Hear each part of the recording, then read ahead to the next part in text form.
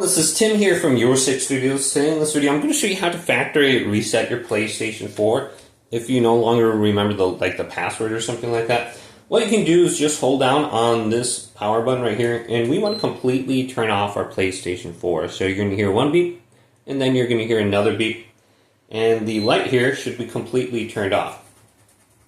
Now, what you want to do is locate a micro USB cable. This is one of those old connection methods from like 2013, and we want to plug in the controller just like this to the front here USB slots. So this is plugged in. Now we're just going to wait for our PlayStation 4 to completely turn off. So if you have this with an orange light on or something like that in rest mode, we want to completely turn it off.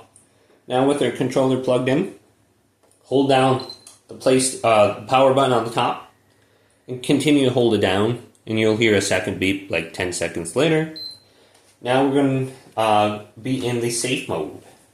So we can go up to the top here of the screen, and we can see we're going to need to press the button on our controller, the PlayStation button right here. So we can just press it once, and we can go on down to right here, option number 6, Initialize PS4.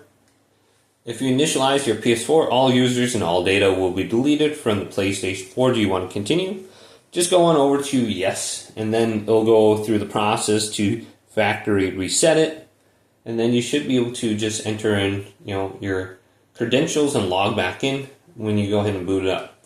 So we don't need to go to option number 7, reinstall system software. You're going to need a USB stick from the PlayStation website when we go through this process. So you don't want to do that unless your PlayStation 4 completely potatoed. But hopefully this video did indeed help you out. If it did, leave it a big thumbs up and subscribe to my channel down below.